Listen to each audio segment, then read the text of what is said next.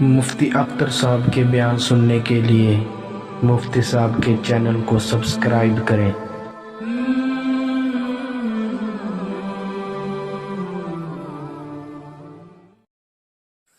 الحمد لله وكفى وسلام على عباده الذين اصطفى أما بعد أعوذ بالله من الشيطان الرجيم بسم الله الرحمن الرحيم والذين يكنزون الذهب والفضة ولا ينفقونها في سبيل الله فبشرهم بعذاب أليم يوم يحمى عليها في نار جهنم فتكوى بها جباههم وجنوبهم وظهورهم هذا ما كنزتم لأنفسكم وقال تعالى لا يحسبن الذين يبخلون بما آتاهم الله من فضله هو خيرا لهم بل هو شر لهم سيطوقون ما بخلوا به يوم القيامة صدق اللہ العظیم۔ میرے محترم دوستو، آج جو ہے اسلام کا ایک بڑا رکن زکوٰۃ، اس کے بارے میں کچھ عرض کرنا ہے۔ زکوٰۃ جو ہے اسلام کے ارکان میں سے ایک بڑا رکن ہے۔ قرآن کے اندر 23 جگہ جو ہے نماز کے ساتھ زکوٰۃ کا جو ہے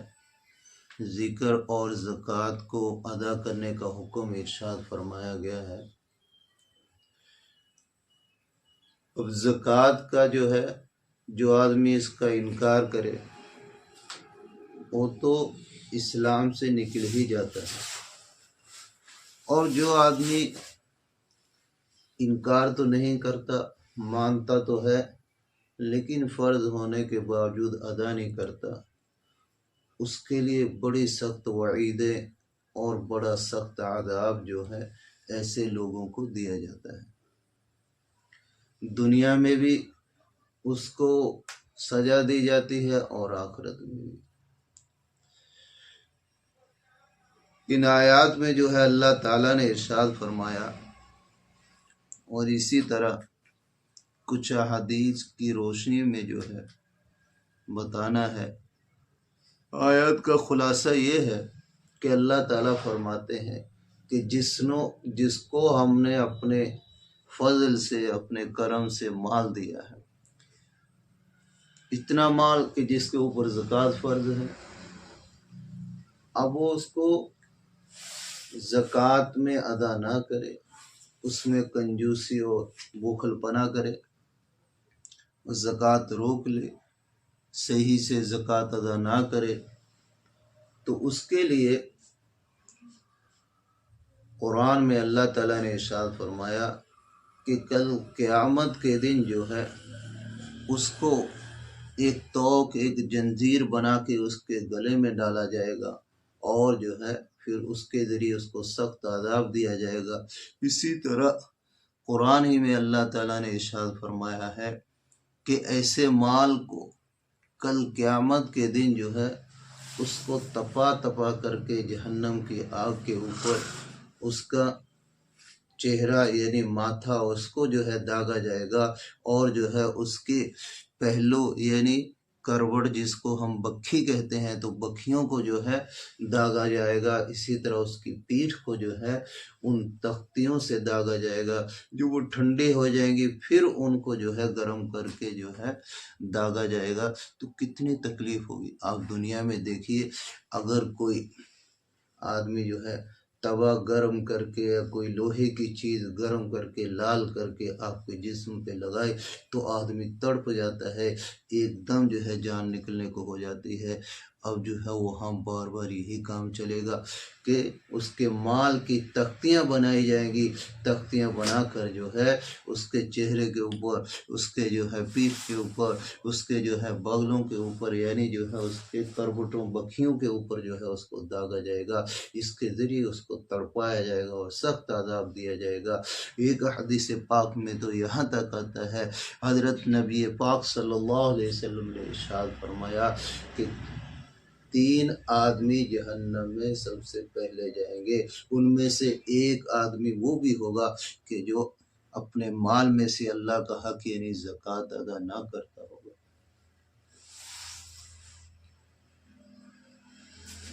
اسی طرح ایک حدیث پاک میں آتا ہے، اللہ کے نبی صلی اللہ علیہ وسلم نے ارشاد فرمایا کہ جو آدمی اپنے مال کو اکٹھا کر کے رکھتا ہے، اس کو جو ہے اس کی صحیح زکوٰۃ ادا نہیں کرتا، تو اس کے لیے اس کے مال کو کل جو ہے ایک جو ہے سانپ بنا کر، ایک بڑا اژدہا بنا کر جو ہے اس کے جو ہے اس کے ذریعے عذاب دیا جائے گا، اور وہ سانپ جو ہے منہ کھولے گا، اس آدمی کو اس کے اندر جو ہے دبائے گا اور اس کے ذریعے اس کو عذاب دیا جائے گا، اور وہ بولے گا کہ میں تیرا وہی مال ہوں جس کو تو جو ہے بچا بچا کر کے گن کر کے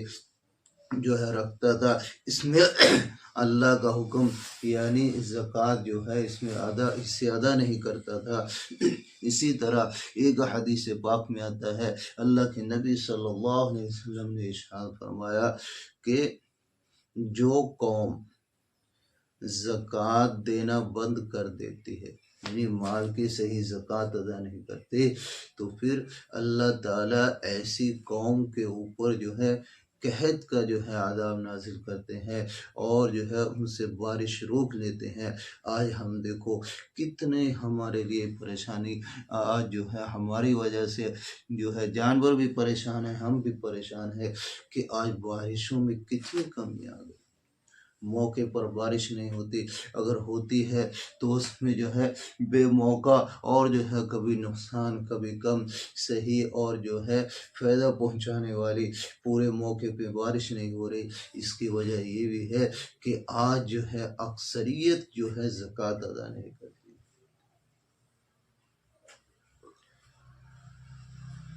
بعض جگہ تو یہ لکھا ہے کہ اللہ تعالیٰ نے یہ زکوٰۃ جو فرض کی ہے، اگر آدمی جو ہے مسلمان صحیح زکوٰۃ ادا کر دے اپنے مال کی، تو پھر جو ہے کوئی مسلمان جو ہے غریب نہیں رہ سکتا، کوئی بھوکا نہیں مر سکتا، کوئی